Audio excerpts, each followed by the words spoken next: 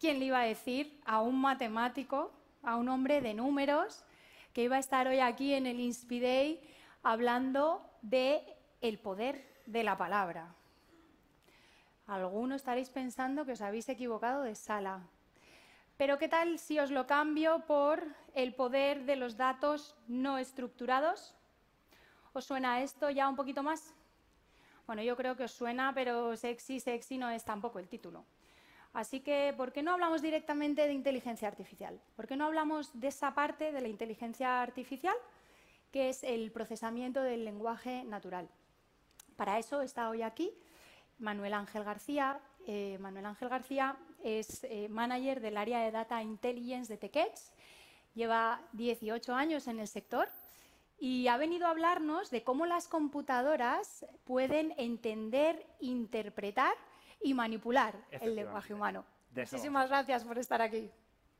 Hola, ¿qué tal a todos? Para los que hayáis estado en la última ponencia, yo soy también uno de esos niños que hacen aplicaciones. Lo que pasa es que tengo un poco más de bigote que el anterior, pero vamos, prácticamente igual.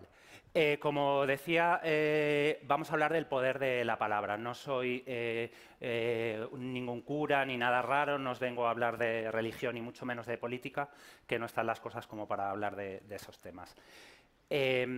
Si yo os digo que veis aquí, muchos de vosotros me diréis que veis pues, un gráfico, una lluvia de ideas, miles de cosas, ¿vale? Pero realmente lo que hay son palabras.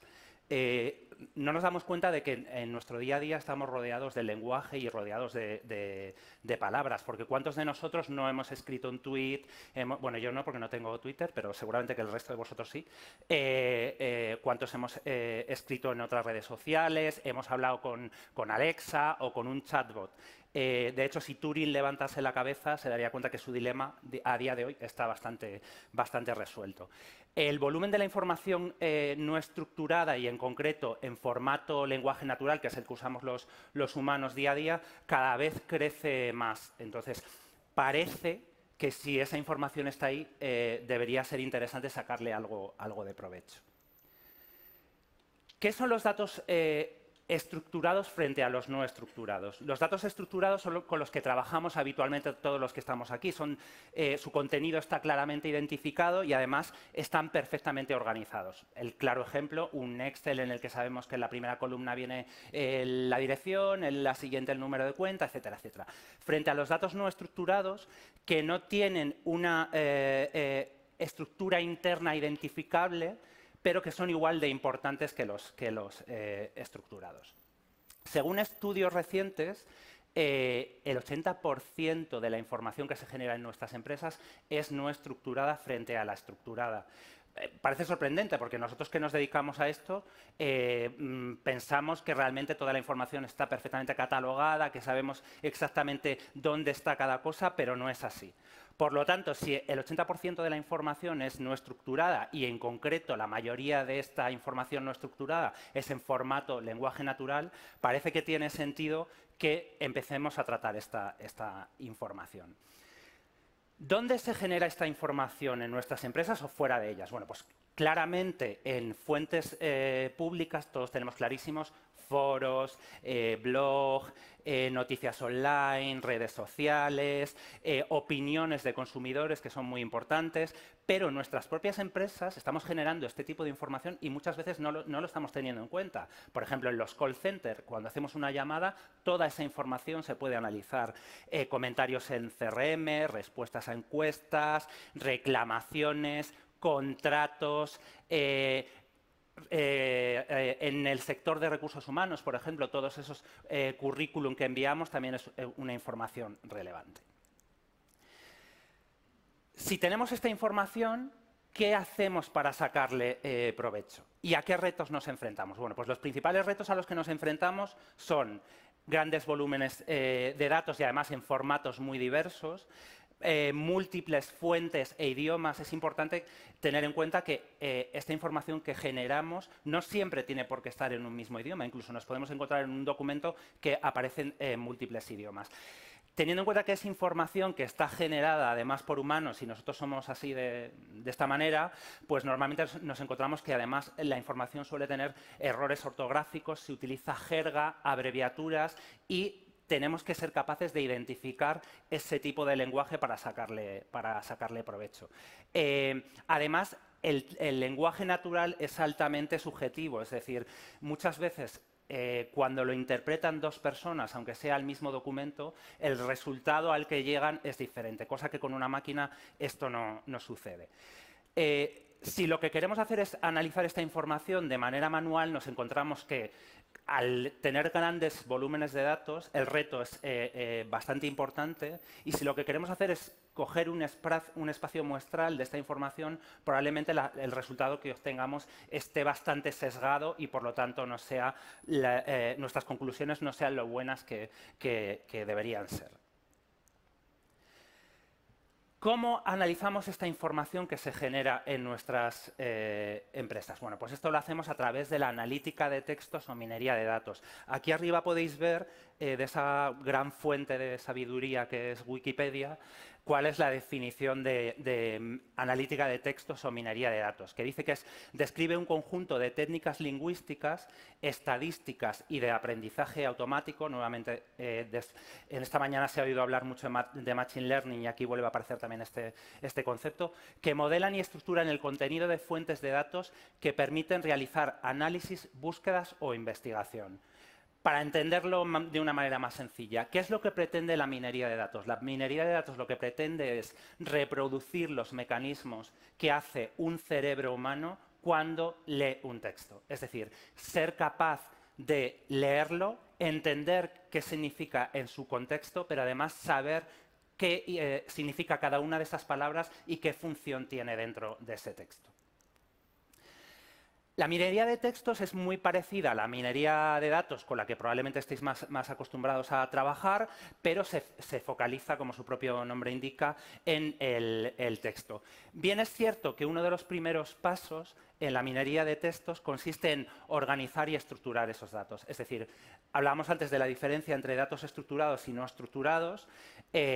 Lo primero que tenemos que hacer es coger esa información no estructurada y organizarla de tal manera que después podamos aplicar técnicas estadísticas o matemáticas para sacarle todo su provecho. Para llevar a cabo estas tareas, uno de los métodos más importantes es el uso del procesamiento del lenguaje natural, el NPL en sus siglas en inglés, que al final pues, lo que va a hacer es lo que decíamos antes, lo que hace un cerebro humano: parsear, identificar cada una de esas palabras, entender qué significan y qué peso tienen dentro del contexto, pero mediante métodos matemáticos o estadísticos. Por lo tanto, las técnicas que vamos a utilizar para extraer información de esta información no estructurada se engloban dentro de lo que llamamos minería de textos o text mining, que lo que pretenden es, pues, a partir de grandes volúmenes de textos, pues, generar nueva información. Y una de las técnicas principales sobre las que se basa el text mining es el procesamiento del lenguaje natural. El procesamiento del lenguaje natural, al final, son una serie de técnicas que lo que van a hacer es parsear la información, dividir esa información en elementos que somos capaces de identificar. Para esto es muy importante tener en cuenta el idioma en el que está escrito ese texto, es decir, las herramientas. Luego haremos referencia en concreto a la herramienta que tiene SAS para hacer este tipo de tareas. Tienen que ser conocedoras de la gramática del lenguaje que estamos utilizando, porque al final no es lo mismo que una palabra cumpla una función de un verbo, de un pronombre, etcétera, etcétera.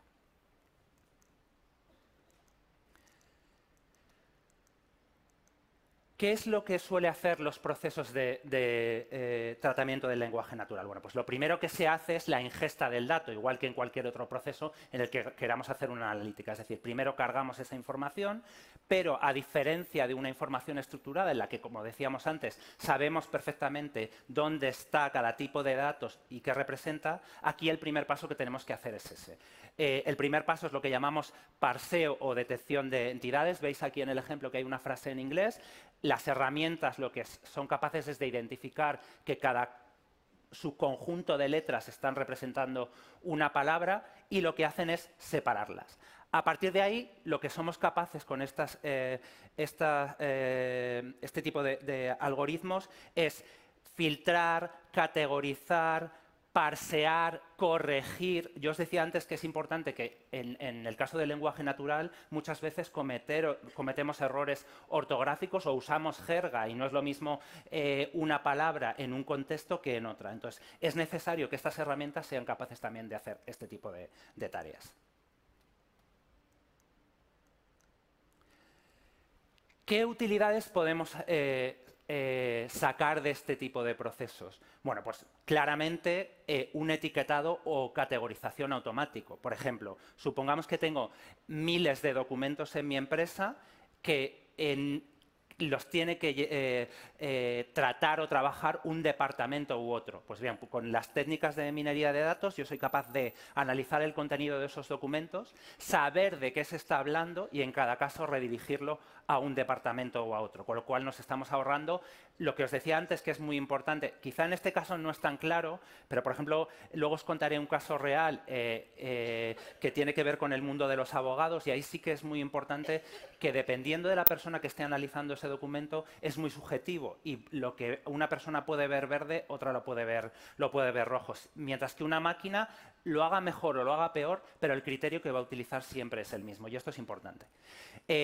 Por supuesto, el caso más típico y que conoceréis todos es el análisis de sentimientos. Yo tengo una empresa, lanzo un producto al mercado y lo que quiero saber es cuál es la respuesta de ese lanzamiento en el mercado. Bueno, pues por ejemplo, analizando cuáles son los comentarios en las redes sociales, yo soy capaz de saber si ese lanzamiento de mi producto está teniendo una buena respuesta, mala, regular e incluso podemos responder en tiempo real. Si yo estoy lanzando una campaña online y quiero saber cómo va esa campaña y va mal, en tiempo real soy capaz de responder y redirigir la campaña para corregir esos posibles errores.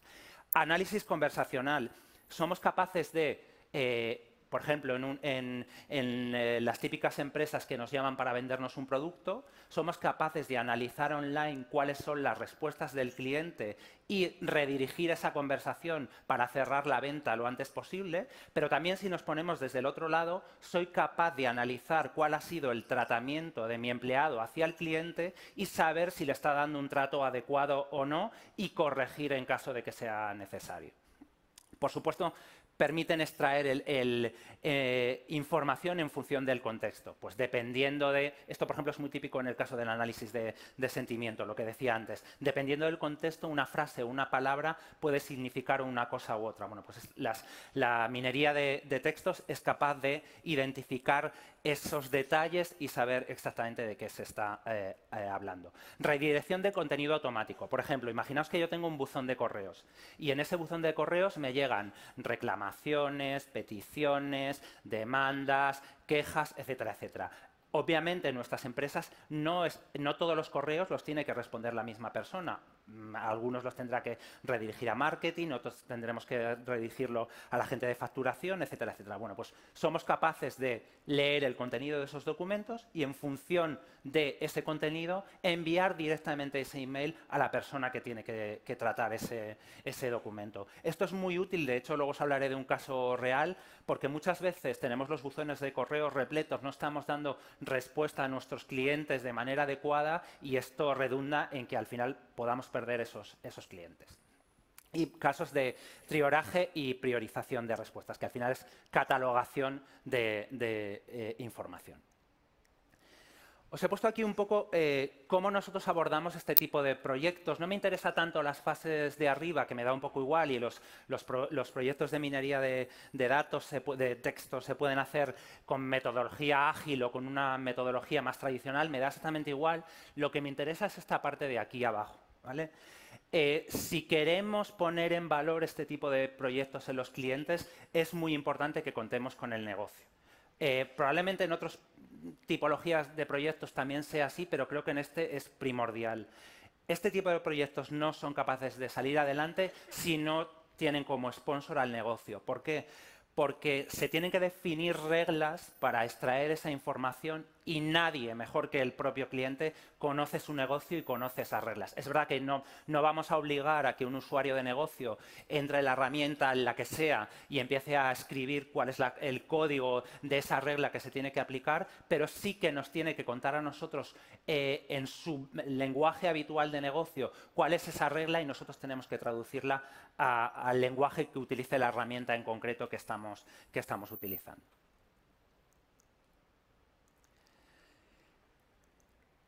¿Cuál es la solución que tiene SAS para hacer la minería de textos? Bueno, pues SAS tiene dos soluciones que prácticamente es la misma, lo único que una está en la plataforma 9.4 y otra en la plataforma Vaya, una es Contextual y la otra es Visual Text Analytics, pero las dos prácticamente funcionan igual y hacen exactamente lo mismo.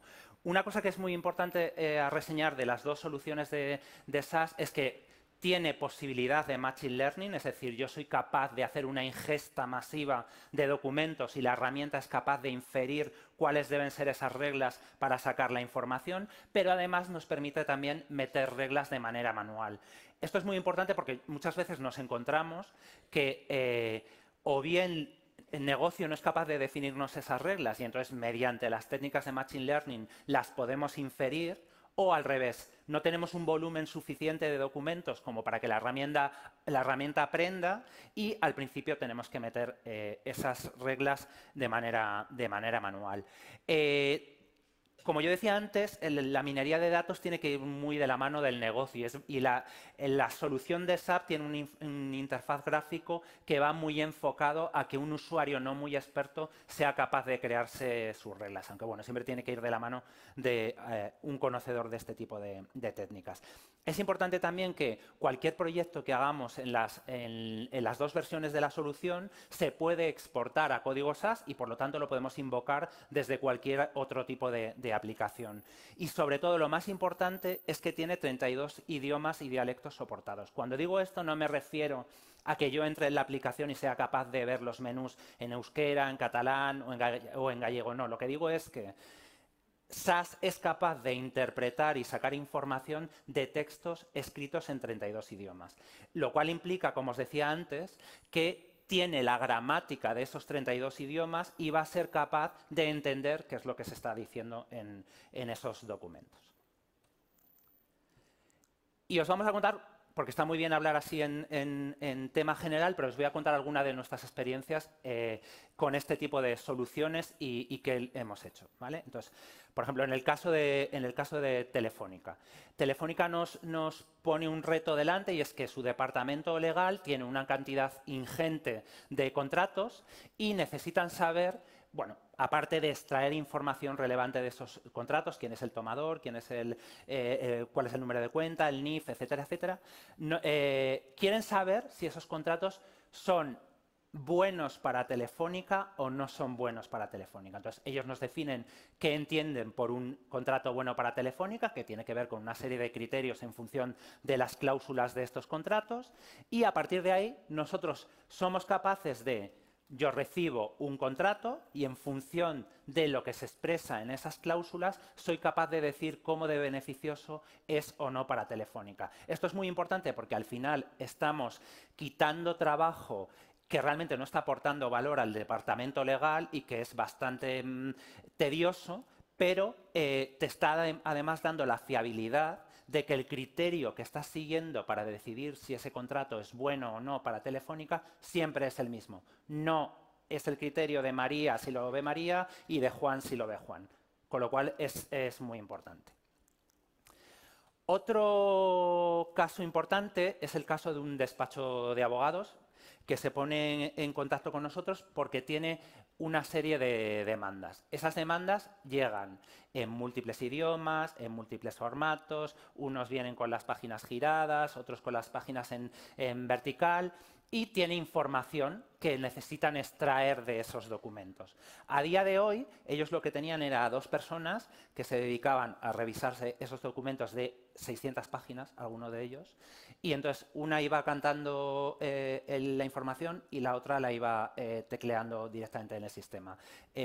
Siguen trabajando en ese despacho, yo no lo entiendo porque yo me hubiese pegado un tiro al día siguiente. Entonces lo que conseguimos es automatizar ese tipo de tareas y además evitar posibles errores, porque está claro que en el momento en el que alguien te va cantando una información y tú la vas tecleando, siempre tienes más posibilidades de cometer error que si lo hace una máquina. Es importante deciros también, que no lo he comentado, que en este tipo de proyectos o en este tipo de situaciones va muy de la mano de los OCRs, porque muchas veces, en la mayoría de los casos, los documentos que recibimos no son documentos legibles y previamente hay que pasarlos por un OCR para poder extraer la información. Pero bueno, al final lo que aporta valor es la solución de la minería de datos y el OCR es un mero puente o un mero paso necesario que tenemos que aplicar para este tipo de proyectos.